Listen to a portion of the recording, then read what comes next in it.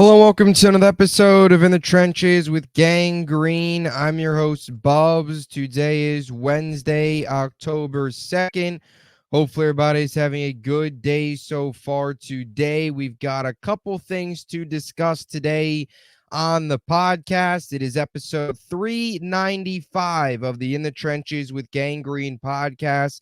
I thank you, as always, for joining me. Today, we're going to break down some New York Jets injury updates, and we're also going to discuss some Robert Saleh comments as he met the media today on Wednesday of Vikings week. The Jets will head out to London tomorrow, and then, of course, the Sunday morning game, 9:30 Eastern in London. Cannot wait for that. It is a must-win, a real huge bounce-back test for this Jets team after a brutal Week 4 performance against the Denver Broncos. As always, before we get into today's episode, let me tell you about our podcast partners, starting with our friends over at BetUS, America's favorite online sportsbook. You heard the news about Davante Adams yesterday afternoon. We spoke about it on the podcast. If you haven't seen that episode, definitely go check it out. If you want to get in on the action of where Davante Adams might land next after his trade request, well, here are the odds. Jets minus 200, Chiefs plus 400, Ravens plus 450, and the Bills plus 500. Jets odds looking good. They are the favorites. Not really a major surprise there, as he will look potentially to team back up with Aaron Rodgers if the Raiders do deal him to New York, and Joe Douglas, Trader Joe, can get the deal done. So we will see how all that plays out. But my viewers, use my link in the description of this video to get a 125% sign-up bonus on your first 3 deposits up to $2,000. October is the best month in sports. All 4 major sports going. There is so many places to get on the action, so many different events to get on the action, and no other place to do it than with BetUS, America's favorite online sportsbook. All right, now let's get into other podcast partners. Huga House. You want one of their special edition, limited edition Aaron Rodgers 20th season hats. This one comes in black, and you've seen me wear this green one all the time. If you want either of those hats or any of the other awesome Huga House hats that Aaron Rodgers wears all the time, use promo code BUBS for 15% off any purchase at checkout. And, of course, our friends over at SeatGeek. Are you in London? Are you looking for tickets for London? Last-second tickets, and you haven't used SeatGeek before? Promo code BUBS on sports for $20 off your first purchase. And not even just football, not just sports, although baseball postseason's in full swing, but plays, concert shows, you name it. If you can buy a ticket for an event, SeatGeek has it. Promo code BUBS on sports, $20 off your first purchase. All right. Now let's get into today's podcast. So it is Wednesday of Vikings week, although I am recording this later on in the day. So at the time many of you are listening to this, it might be Thursday of Vikings week. But either way, we got some important injury updates this afternoon from Robert Saleh as he spoke to the media. And we also got some more comments from Robert Saleh. And I've got to say, Sunday I was furious. Monday I was somehow even more angry than I was Sunday. Yesterday, you get the Davante Adams news, so your hopes as a Jet fan are like, all right, hopefully they eventually make that trade. You kind of look forward to the potential Davante Adams, Aaron Rodgers connection in the green and white in New York at MetLife Stadium. Like, you start to picture, okay, this is okay. Davante Adams, we're back, baby. That's kind of how it felt. And then today you hear Robert Saleh speak, and it's just so frustrating, some of the things he had to say. So before we get into the frustration, before we get into more of me ranting on Robert Saleh in a much more controlled matter, I will say today, I got to get to the injury updates first. Here was Saleh on the injuries with the New York Jets and how it looks the rest of the week. Tyron will be limited. Morgan, we're going to test out his knee a little bit, but and then you'll see Aaron limited, or not limited, but on the injury report. So he'll practice fully with what specifically? He's just dealing with his knee, but we're not concerned. It's for the spirit of the rule of if he's getting treatment on something, he's got to be on the injury report. So the big name there, obviously, that pops up on the injury report is Aaron Rodgers, who, got banged up, really said both legs were banged up Had some problems on each leg after that Broncos game where he was hit 14 times and sacked, brought down 5 times.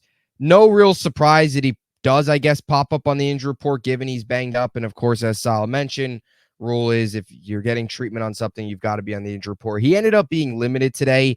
It's certainly something to watch. I doubt, though, that this is going to turn into anything major. Rodgers will be out there on Sunday. He'll be under center. He'll be probably pretty close to 100%. I don't think the knee is going to damage him too much on Sunday against the Vikings. It is definitely something to keep an eye on because, number one, it's your quarterback, and number two, it's a Hall of Fame quarterback, and it's a guy that needs to stay healthy. And anytime you see him pop up on the injury report, anytime you see him go down or get slow to get up, Jets fans are going to hold their breath. But I think on this one, you've got to really believe that this isn't going to be anything major. It seems like just something kind of the grind of a 17-game NFL season. You're going to get banged up time to time. He got banged up Sunday. He'll be ready to roll. I don't think this would be anything major. He was limited, though. Definitely something to keep an eye on.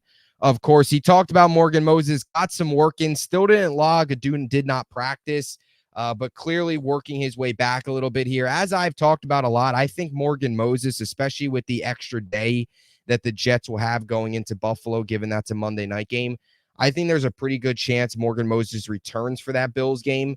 If not, definitely that Steelers game. Otherwise, you could have thrown him on IR if he was going to miss those 4 games. So we'll see what Morgan Moses. It's good to see that he's working his way back, though, in terms of doing some work, obviously getting closer and closer. Next week will be the big teller if he could potentially be ready for Buffalo. CJ Mosley as well was limited today with a toe injury. It's that same toe he's been dealing with. Missed the Thursday night game, missed last week. I think there's a good chance he plays this week. Tomorrow and Friday will be really, really big in terms of what he does in practice. If he's a full participant, limited participant, it's all kind of how that toe reacts. I also think part of it is the Jets don't want to rush him back because Jamien Sherwood's been really, really good. When you go start facing up against some of these better offenses, a guy like Mosley out there with his smarts and leadership is certainly important, certainly huge.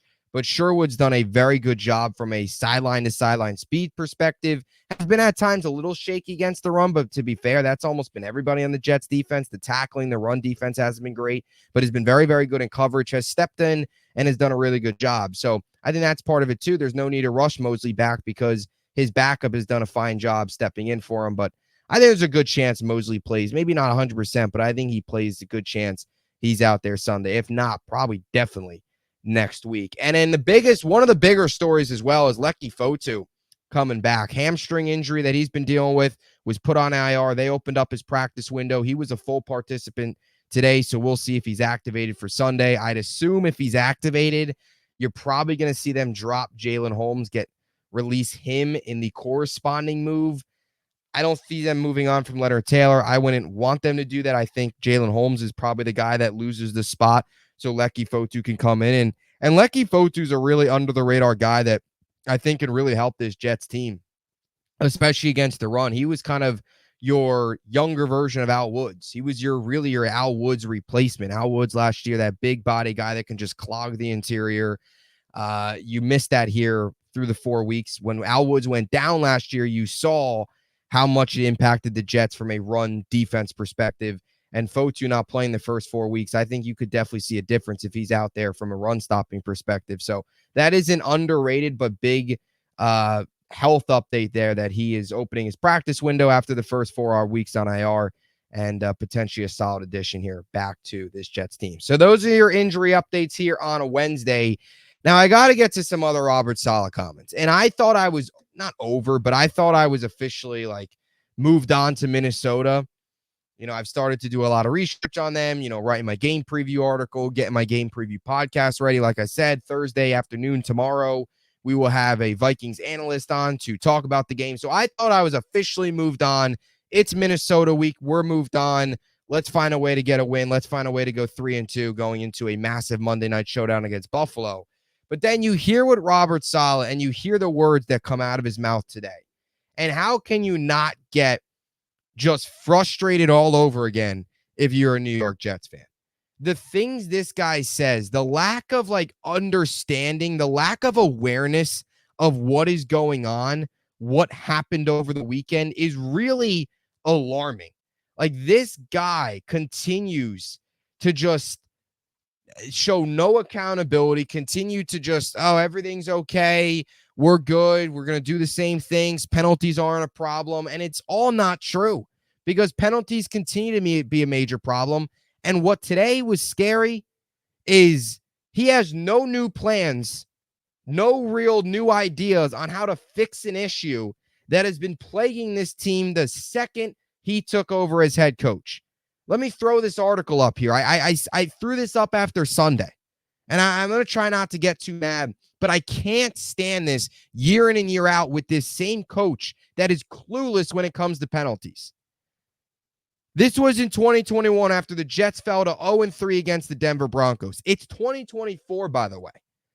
This was Robert Saleh's third game as a head coach. This weekend will be his 56th game as a head coach. He said, quote, just silly penalties that don't need to happen. I'm with you on that one, and we know we're better than that, and we'll be better. And we've already played the clips from this weekend. We've already played the clips after Denver. We played the clips on Monday. And then today he comes out, and it's the same repeated nonsense. Like, there's no plans to fix something that has been plaguing this team. Here's Saleh on the holding penalties or the handling of the penalties, and if he has any plans on changing it. Experience that from coaches at the lower levels of football. Does that have any effect in the NFL to deter penalties? Depends on who you talk to. I personally know they're men. They want to be treated like men. They already know they messed up. They don't need to be embarrassed. They need to know how to correct it. And I don't think doing push-ups is teaching a guy how to correct it. So over the years, of course, many coaches have had different ways of going about penalties. I mean, even Todd Bowles, right? You go back to the Todd Bowles days. He had his ways of, doing push-ups after penalties to send a message to the player to know that they did something wrong and that they won't do it again, hopefully, or they learn from it. Saleh, even during training camp, would take the player off the field, no matter who it was, whether it was Tyron Smith, Morgan Moses, or a second-string player, whether it was a starting offensive lineman, backup offensive lineman that's going to get cut, whoever it was, they were coming off the field. Unfortunately, even in the preseason, you saw that. Unfortunately, you haven't seen it in games, and you haven't even seen guys that have played poorly, get benched in games. Like, I think Sunday was an opportunity, not an opportunity, because they wasn't like they were looking to bench Brees all year, but Sunday was a chance, like Brees should have been benched probably Sunday. That was the thing to do. Send a message, not only Brees, send a message to the locker room. Not only was he not playing well, but he also had those brutal 2 false starts penalties. That's inexcusable. That can't happen. He could have sent the message if he would have benched him. And he could have sent the message to even the offensive lineman if, talks to these guys on the sideline, whatever the case may be. But what I get so frustrated is he goes, oh, every coach has their different way, this and that. I don't believe in push-ups. These guys are men. They want to be treated like men. Well, maybe you should start to look into doing things different, because the reality is whatever you are doing is not working. It's not getting through with the players. This team, this locker room needs some tough love. They need accountability. And they're not getting it from their head coach.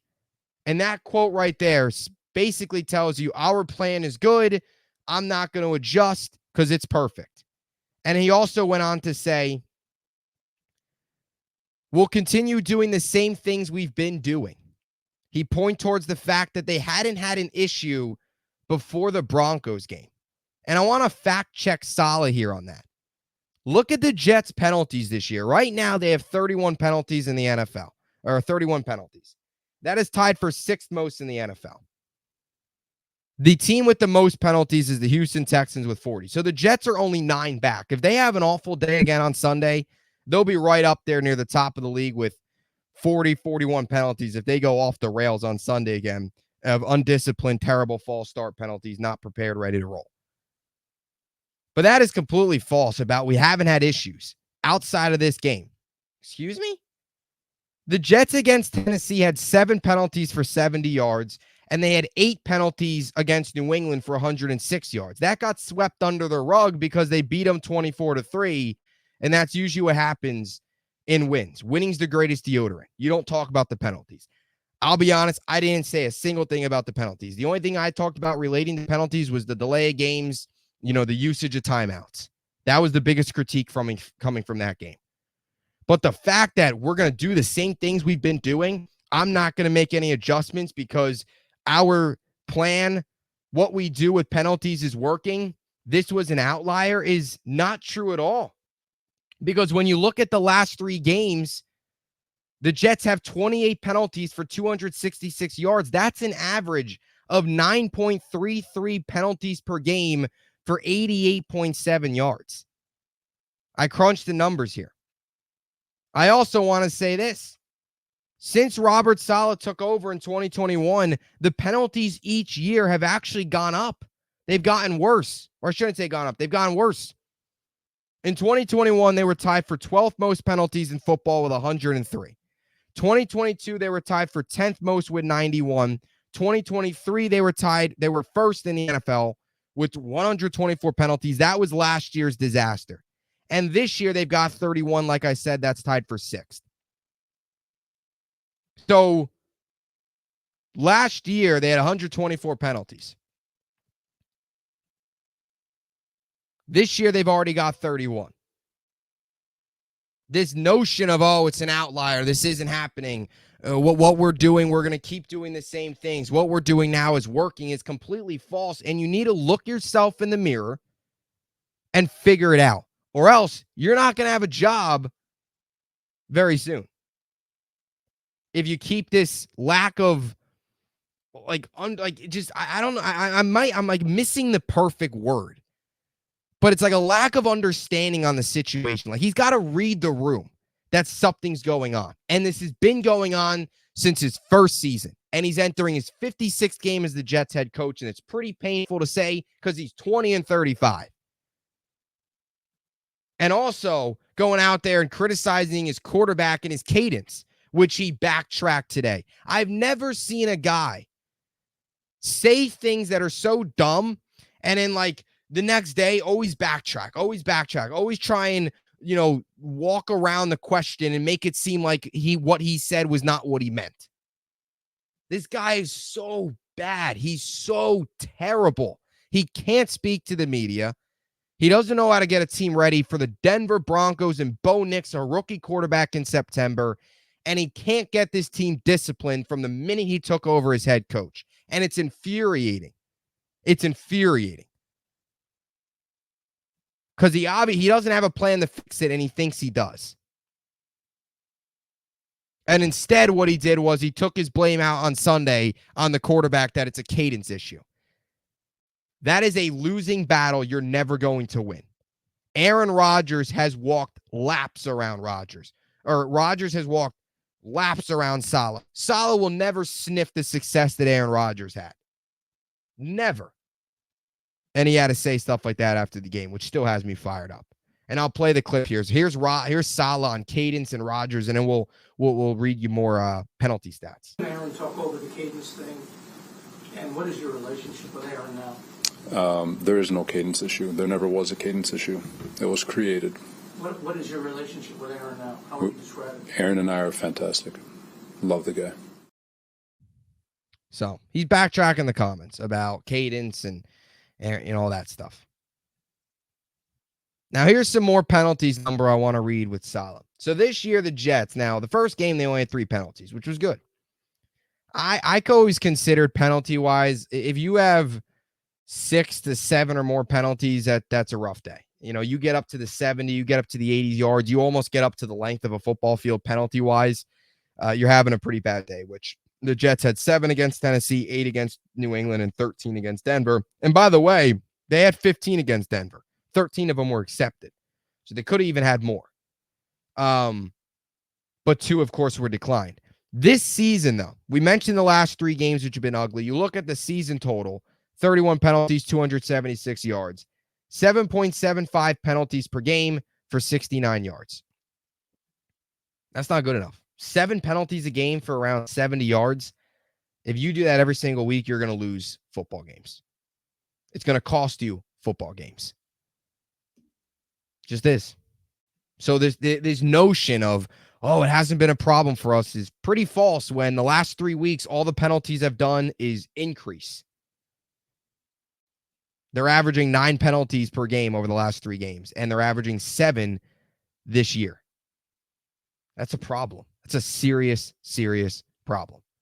That for some reason, this coach can't get it through his head that it's an issue. And whatever he's been doing is not working. Now, I want to read you some more here, and then we'll close things out. Under Robert Saleh, since he took over in 2021, the Jets have 349 penalties under Robert Saleh and a total of 2,947 penalty yards. Now, even that out over the 55 games as coach, that is 6.3 penalties per game for 53.5 yards. So when you stretch it across, 6 for 50, I guess, isn't awful, but you would still like to see that number be lower than 5. Ideally, you'd like to see a 3 or 4. You'd like to see some games where the Jets only get penalized once or twice. But under Saleh, you're going to see about 6 to 7 penalties every single game. That's been the average. It's about 60. It's about 6 penalties for 50-plus yards. Exactly 6.3 for 53.5 yards. That's not good enough. That's got to drop. And that's why 4-13, 7-10, 7-10, and somehow, some way, they're 2-2 when they had the Denver Broncos on their schedule just 3 days ago. Somehow. You also look at the games, too, that the Jets have single-handedly lost over the years because of penalties. It's a handful. You don't even look at the penalties per game. Right? That doesn't tell the whole story. Just look at the games that the Jets have lost because of penalties. They lost Denver because of penalties. They don't have those stupid penalties. They win that game. You even go to that 4th and goal situation, as much of a stupid play calling as it was the first 3 downs with the 2 Brees runs and in the pass. As much of a stupid of play calling it was, the Jets had a chance on the 1-yard line to punch it in on 4th down. Even as bad as they were, the odds are they probably make that. Right? They probably do. But there's been a handful of games over the years that the Jets have lost because of penalties. Yesterday was one of many. One of many. And that's got to end.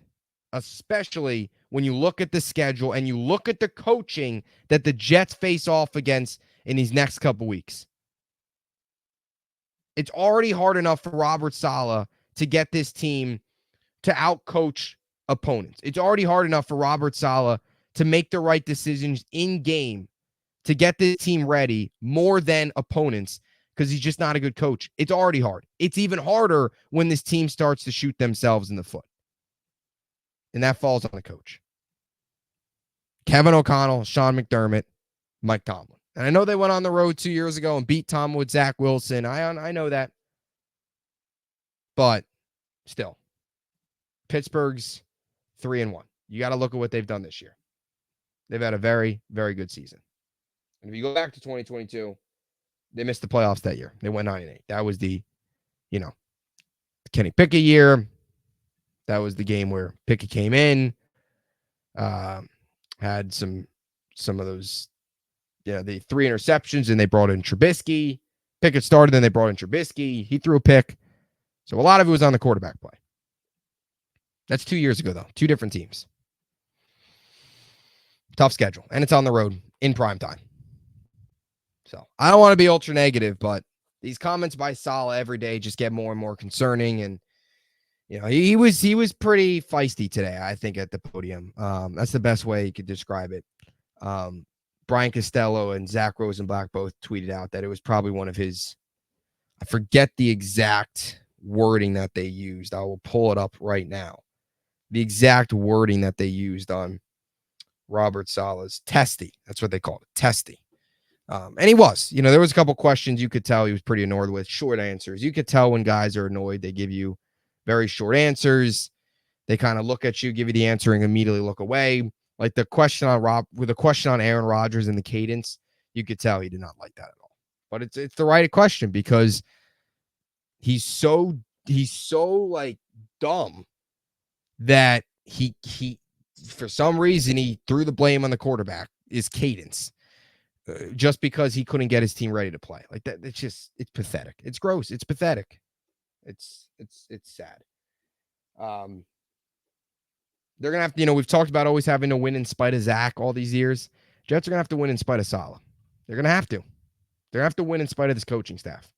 They're gonna have to find ways. Rodgers gonna have to find ways to do enough to overcome what is a gross and pathetic coaching staff, specifically Hackett and Saleh, because there is some good on this coaching staff, right? Jeff Ulbricht's done an amazing job. There is some good.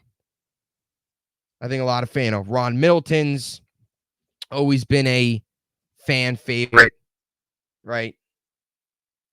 You also have Tony Oden is a guy that in that secondary cornerbacks coach is very well respected, has been a big reason why DJ Reed, Michael Carter, Sauce Gardner have all taken off here. So there is some good, but there's also a lot of that. There is Hackett.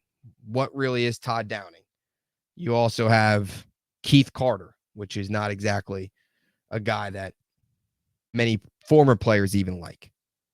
Well respected around the league. So Jets are going to have to find ways to win in spite of this coaching staff.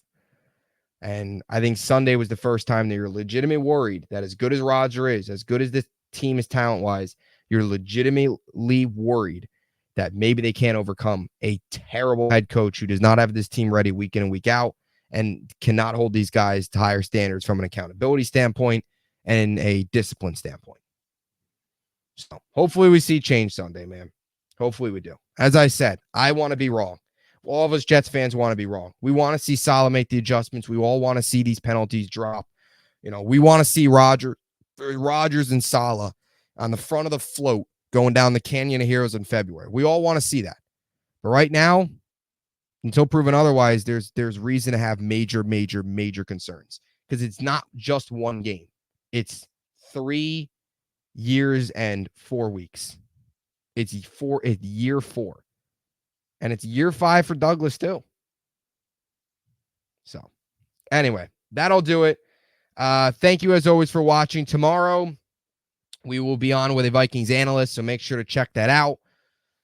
Talking Jets Vikings. We'll officially shift our focus to Minnesota. I'll also have a preview article up as well within the next couple days, and we'll of course have our normal game preview, roadmap to victory, keys to game, X factors, matchups to watch, prediction, all that good stuff on Saturday morning. So stay tuned. Lots of content coming your way as the Jets get set to head across the pond to London tomorrow to get ready for the Sunday game against the Vikings. As always, hope you enjoyed it. And until next time, Jets, Jets.